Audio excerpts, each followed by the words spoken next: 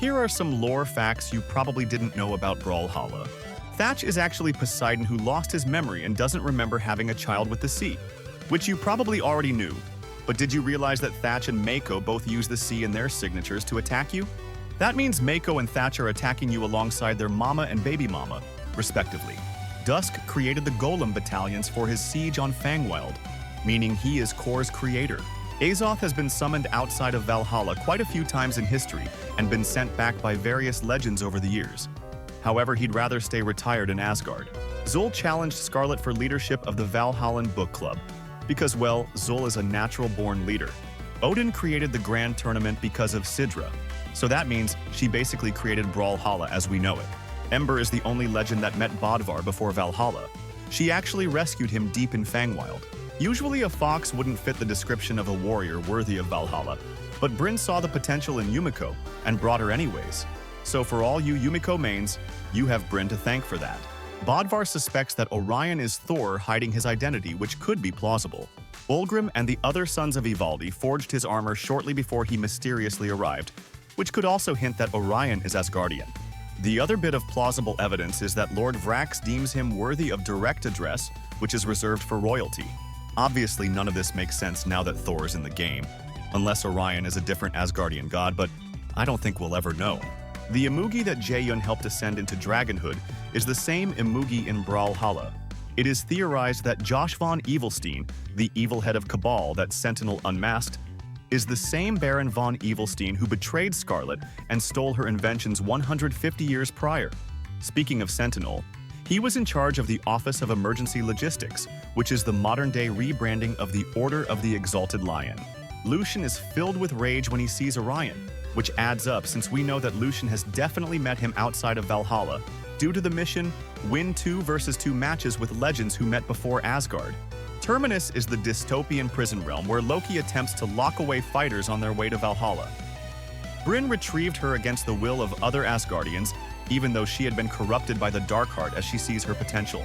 Ragnir didn't die. Instead, he made his way from Fangwild to Asgard in an attempt to find Ember and bring her back to Fangwild. In fact, a lot of legends made it into Valhalla without dying, such as Bodvar, who made his way to Valhalla to find worthy opponents. Orion, who crash-landed his way on a comet and nobody knows where he came from. Zariel, who is there to investigate Odin and the Valhallan army he is creating. Imugi, who was taken to Valhalla as a reward for his ascension into dragonhood and because of his reputation as a master chef. Queen Nai, who was offered a place in Valhalla during battle. Cross, who sees Valhalla as the ultimate loophole to keep both the demon powers and his life. And Nyx the Freelance Reaper, who is there tying up all the loose ends that slipped through her fingers over the years, like the ones I just mentioned. Caspian once stole the beard of the Emperor of China, but it's unlikely that it's the same Emperor of China mentioned in Wu Shang's lore. It would be cool if it was the same one that attacked Wu Shang's temple though. Volkov took out his own heart to prevent himself from getting staked, but it still didn't stop Diana from killing him on 3 separate occasions. When Lin Fei was a young girl, she challenged General Wu Shang's armies and made him question everything about his own life and later, in the afterlife, taught him how to improve his techniques, although he is unaware that she is the same girl from that fateful day. Teros was a member of the Iron Legion, which was commanded by Zul, and they participated in huge conflicts alongside each other, which are still talked about in Orc history today. Sir Roland was punched on his deathbed by the Valkyrie and his lover Hypernia, so he could technically die in battle in order to be sent to Valhalla. Isaiah, Ulgrim, Ada, and Fate are in a techno-fantasy Europop band called Electric Fight Orchestra. Moonin and Hugin formed the band The Crow Mountain, then became the Corvids, then Winged Mayhem, until they landed on the name Raven Queen.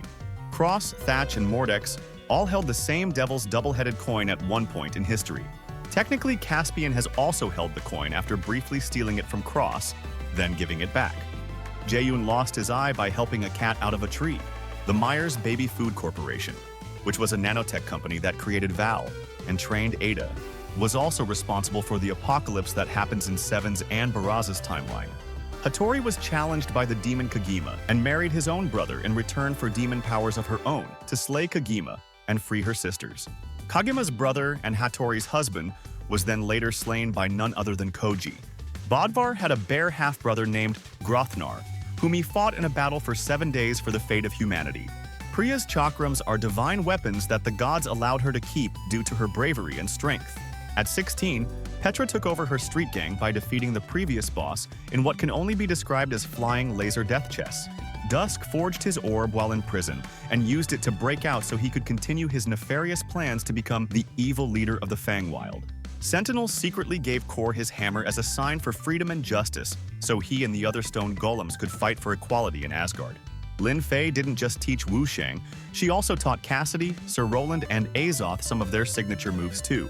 Lucien wasn't the only character to meet Orion before Valhalla. Mirage had also met him under a different alias. But nothing is ever revealed about why or how they met. Orion's identity will probably forever remain a mystery. Kor had bested Thor on multiple occasions, both in the Asgardian and the Elf War. He also defeated Zul in battle, who had challenged him for leadership of the underground Golem Fight Club, which makes Kor a pretty formidable opponent. He is also the one moving the left platform around in Blackguard Keep. Lin Fei is not the only mentor in BRAWLHALLA. Not many people also know that Nyx taught Artemis how to use Scythe too. This is just some of the interesting lore and world building that the devs have created for BRAWLHALLA, which is surprising considering that there are no cutscenes or story mode still to this day. If you want to find out more about the lore, I'd suggest reading all the lore pages found in BRAWLHALLA, and I'll be leaving a link to some sources I used to make this video in the description. Let me know which characters' cool feats I have left out, and what videos you want to see next. These videos take a while to research, write, and edit, so I appreciate everyone who made it to the end, and thank you to everyone who liked, commented, and subscribed. I'll see you guys in the next video.